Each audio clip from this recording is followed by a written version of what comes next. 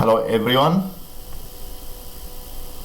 Today I'm going to show the methods of factor theorem and also dividing polynomials in A-level mathematics.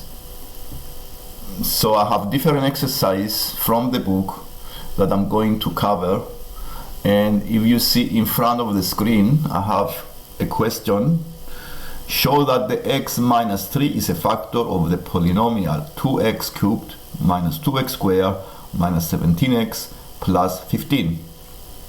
To show that the x minus 3 is a factor means dividing the polynomial. You need to use the factor theorem, which says that if the x minus a is a factor, then the f bracket a is 0. So to show that the x minus 3 is a factor, then I need to show that the f bracket 3 is equal to 0. The f bracket 3 is the value of the function when the x is 3.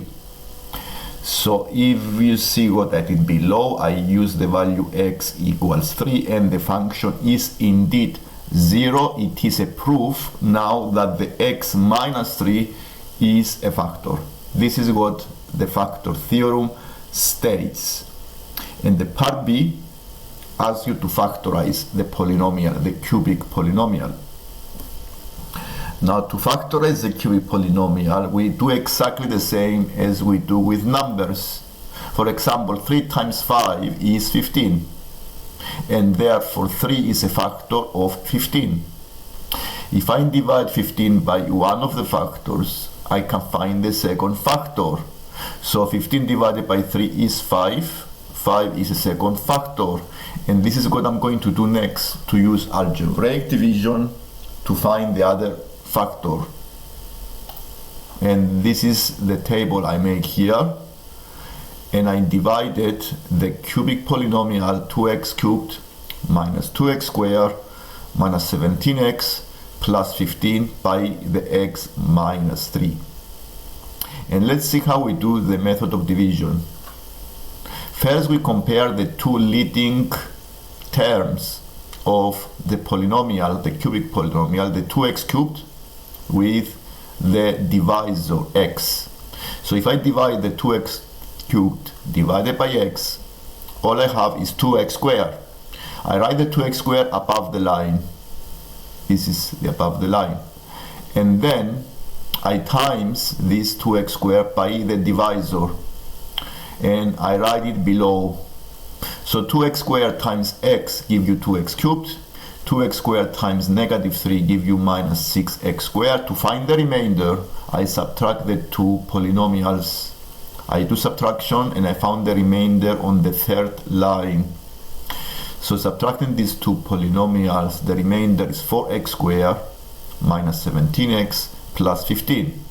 Minus 2 plus 6 is 4x squared. So I have a polynomial on the third line, and I need to do exactly the same thing, comparing and dividing the leading terms of the remainder with the divisor x and 4x squared. So if I divide these two, I have 4x. I write the 4x above the line, and I start multiplying the 4x by the divisor. 4x times x give you 4x squared. 4x times minus 3 is minus 12x. I subtract the 2, I have the remainder below, minus 5x plus 15.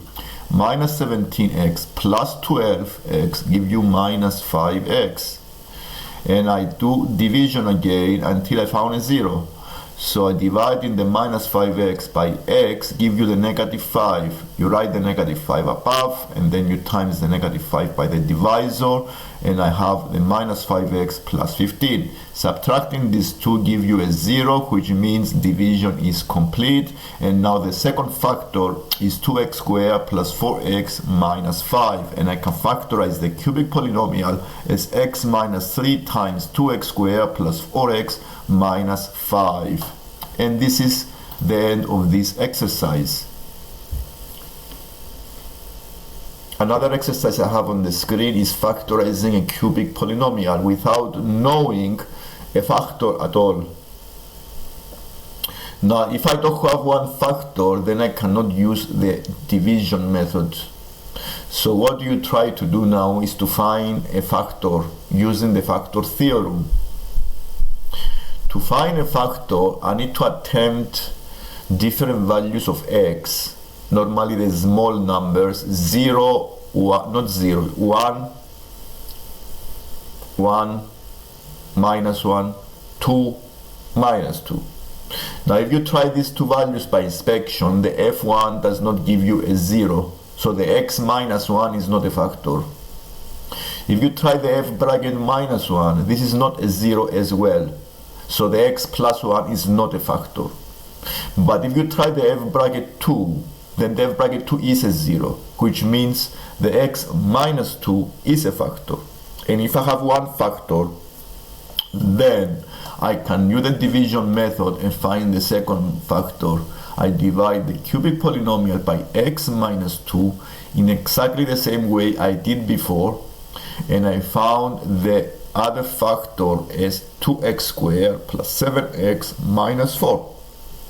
I follow exactly the same method I did before, so I can factorize the cubic polynomial as x minus 2 times 2x squared plus 7x minus 4, which I can still factorize the quadratic as 2x minus 1 times x plus 4.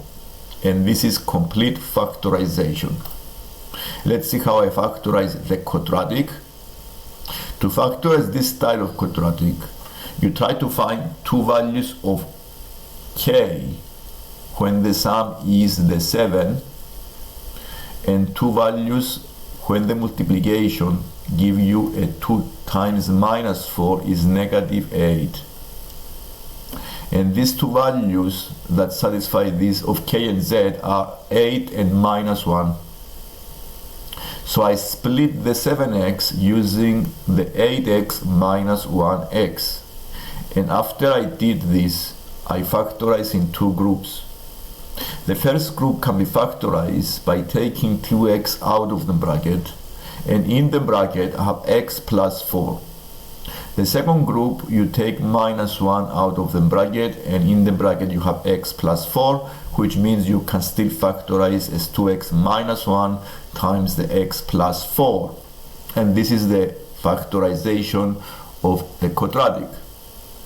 Another exercise I have from the book is a quadratic function 2x squared plus px plus q. So you don't know the coefficient of x and you don't know the constant, but you know that the f minus 3 is 0, and you know that the f4 is 21. Now if I have all these two equations, I can prepare equations and find the p and the q. So I use the f minus 3 is 0, I use the x minus 3 into the quadratic, and I found the equation minus 3p plus q is negative 18. And I also use the second equation, f bracket 4 is 21. I use the value x equals 4 into a quadratic and make it equal to 21. And then I found the equation 4p plus q is negative 11. Now solving these two equations by simultaneously, I subtract the 2 to eliminate the k, the q, and the p is plus 1. And if I found the p is plus 1, I can use substitution and find the q. And the q is negative 15. And since I found the values of the p and the q, I can do the part b by factorizing the quadratic. And the method of factorizing is exactly what I did before. I try to find two numbers when the sum is 1, multiplication is negative 30, is 2 times minus 15, so the two numbers is 6 and minus 5. And then I split the 1x as 6x minus 5x and factorized. The other exercise here is still a factor theorem. Show that x minus 2 is a factor. All I need to do is to use the f2 equals 0. So if I show that the f2 is a 0, then this is a proof that the x minus 2 is a factor. And after I do this, I need to find the solutions of the function. So I need to use algebraic division and find the second factor, because if I factorize, I can solve the equation easily. So I use algebraic division, and I found the second factor is x squared plus 3x plus 1, and this means I can factorize as x minus 2 times x squared plus 3x plus 1. The solutions of the x minus 2 is a plus 2. This is one solution. The solution of the quadratic you can factorize, or you can use the quadratic formula and find the two solutions. The two solutions using the quadratic formula is minus 0.4 and negative 2.6.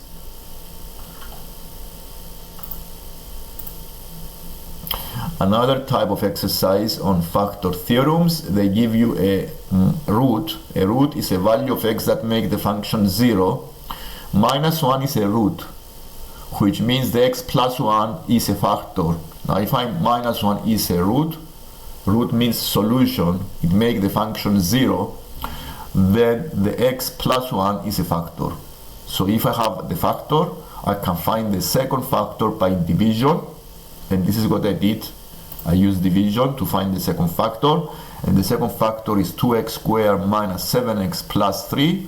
I factorize these two, and I still factorize the quadratic second time, and I have the three linear factors, x plus 1 times 2x minus 1 times x minus 3 equals 0. So the three solutions are negative 1, half, and plus 3.